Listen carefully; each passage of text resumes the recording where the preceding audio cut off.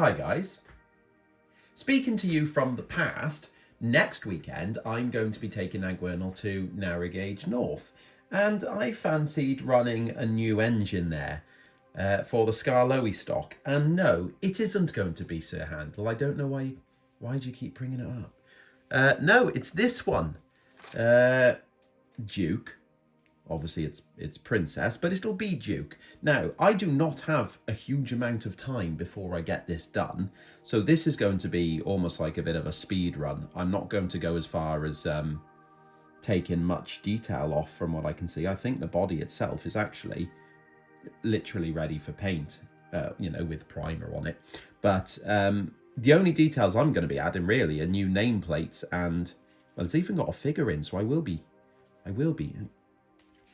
think these just pop off. Oh yeah. I will be just repainting this figure, because if he comes off. Now this was, you'll wonder why it's got a figure in it. This is not new. I've had this from a friend whom I've bought it off, so he can buy more stuff. But you can say, I've literally just picked it up to start looking at, and it's already bits coming off. It's look, even comes right off the chassis as well by the look of it. That's novel, isn't it? Oh my gosh, this is going to take not very much time at all. The chassis I'm not going to touch, apart from I need to check Duke if he had brown or black cylinders, because I could probably keep that the same. If we keep... Oh my gosh, this is brilliant. Everything just comes out. Okay, well, I'll continue just removing parts of this, and then we'll probably be ready to start looking at some paint. This is nice. Well, that was surprisingly pleasant. That just fell apart. Not literally, it pulled apart gently. It wasn't all a brilliant time for me, because I actually got two over the top, and then I pulled off one of these little hand knobs here, which I've now lost because I tried to put it on and it flung away into the abyss. So I'm going to have to make a new one of those. But that's okay. The rest of the time I had was really nice. I really enjoyed that. I think what I'm going to do is, I need to remove the nameplates, which I think these are probably stickers on this, aren't they? I don't know if they are proper... Are they etched brass? They might be. Are they etched brass? No, they're not. So oh no. Oh gosh, those come off as well. Right, well, okay. Everything is just coming off this really quite nicely. I'm going to sand the nameplates off then, because it looks like they're plastic. And then file down probably the lining, just in case there's a little bit of a raised lip there, because Duke's lining will actually just go round the outside of the tank there. Right, I'm ready to paint Duke's parts, and I've gone for a Humbrol colour. I didn't really know what colour to use, so I've sought the advice of a wise man from Bugglescully Station off of Tom. And he suggested that, well, he found a colour he thought was suitable in a Vallejo range, but being from Wales, you can't really pop out and get anything you want. Oh, this painter's now going to give me a wicked tan if I don't put the fan on. So what we've ended up going for is Humbrol's acrylic tan, which is number 9. Now it's a gloss, but I don't know. If it's glossy, I'll put a coat of something over the top to stop that. For the black parts on Duke, I'm going to be painting it with, black, like so. You'll notice it's already black. That's because I use an undercoat of black before putting this one on, just to kickstart it. But I don't like finishing it in the undercoat, because it's a rattle can, and it's not... I don't know, it's not quite as good as covering miniatures like this. So airbrushing. There we go. Airbrushing something like this black, you'll see how it's quite quickly leaking into all the areas where it needs to go. So it'll be a much finer finish, which is what I want. Well, this is an easy buffer beam to paint. I've just masked off around the outside, and I give it a little A little bit of razzle dazzle. With a rattle can, because there's no point getting the airbrush out for this little bit. And I still won't paint it by hand because it'll come out messy, so rattle can it is. In all honesty, there's not a huge amount I need to paint by hand on this model, because there's no real details apart from the piping and things like that. One bit I am going to do though is this this little sort of door at the back of the bunker on the tender. I'm not really sure what it is or where it goes, but it's got hinges, so it's like a little door. I'm assuming it's like a little toolbox or something like that. So someone in the comments, I'm sure, is going to correct me on what this does. Now I'm going to do this the same as I do any type of wood weathering, and that's starting with a little bit of earth brown as a base coat. I've actually done 2 coats on there to make it a little bit thicker. I'm then going to go in and dry brush, and if you haven't dry brushed before, it's a really nice, quick, easy method of weathering up things like wood and adding a faded coat onto normal paints. Actually, you can see already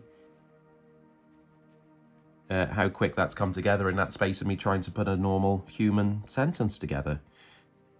I can now start adding in the detail for the hinges and things like that. Now, I don't have any decent quality paintbrushes of a smaller size at the moment because I ruin them really quickly. So I'm using a cocktail stick. That's okay, it's going to pick out the top bits. And it looks like it's working. So there we go. There's a little little tip you can take away. Thank you very much, me.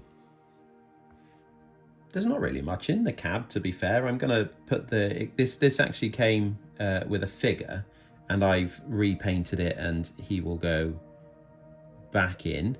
But apart from that, all I'm going to do is just give the inside just a little bit of a coat of a cream or off-white or whatever. Well, I mean, flayed one flesh, but I don't think the railways like to call it that because of the negativity around it. I'm working around the goldy bits now, or the brassy bits. I don't know, I think that... Are they brass or gold? Oh, they're definitely gold on Duke, but anyway, I'm working my way around. And these spectacle plates are really very fine indeed. So it's causing me a little bit of stress, hence the shaky fingers trying to apply it on, because I don't want it spilling out onto the paintwork, which it will do. And I'll be sad about that. Very sad indeed. But it'll look nice, won't it? You can see the interior's finished now as well. It's all nice and painted up. Whilst we're on the interior, if we look back on the body itself, which I've started to reassemble, I've given a little bit of detail painting into the onto the back of the box there. You won't see much of it, will you? But by God, you know by now that it needs to be done because of the diagnosis. I'm finally adding the lining, and I will say that this has probably been the quickest I've ever built any engine on this channel, or indeed at all. I've been quite shocked, pleasantly shocked, surprised even. No, shocked actually, on how easy it was to dismantle this. But it was a victim of its own success, I would say, in that whilst I was in charge of the majority of the parts coming off this engine, it did also take a little bit of its own initiative on removing more than I wanted to. So a little bit of the day's been spent picking up parts like crank pins that I forgot come off this engine when they want to, when they feel like they've had enough. Oh, that's screwed that up. Oh no, there we go. What else has come off? The connector to the tender has like brass not pins, like almost like springs, I suppose you could say, and they've sprung off. The cylinder heads were really difficult to put back together because they're a little bit fiddly and bits fly off all over that. So, you know, it's had a little bit of stress, more than I thought I was going to get when I started it. But, you know, like I say, we're on to lining now. And what I'll do is I will do the lining. As you can see, obviously I'm nearly done. This is the last bit for the engine itself, and then I've just got the one side of the tender to do. And then I'll weather it probably overnight, because not only do I get a nice little surprise in the morning after it's dried off, but also, you know, it's a bit of an oomph to get up, because, you know, what is next week but another 7 days marching towards the grave, eh? Right, everything is dry and looking pretty nice, so I'm going to start reassembling it, starting with the cab, and hopefully you remember what you did to put it to this point. So there we go, that's the cab back together. I've actually got the driver that I said before. I've repainted him with like a brown waistcoat and things like that, so he'll look, well, I might as well do that now actually. I'll just glue him in. Just to enjoy the soothing sounds of the 4-year-old talking to herself if you want. If you don't, that's absolutely fine. Right, so I'm putting the plates on that I've ordered, and they are correct for the Englands, but because Duke, I suppose, is a shorter name, it doesn't quite fit, so I'm a bit disappointed with how it looks, really. Hang on. Let me just pick her up. Oh, I dropped her again. Oh, dear God. There we go. So it doesn't quite reach the sides of like the wooden plaque, which I think happens when they do it in real life. So at least there's that. But it's just, I don't know. I'm not particularly keen on the look of that.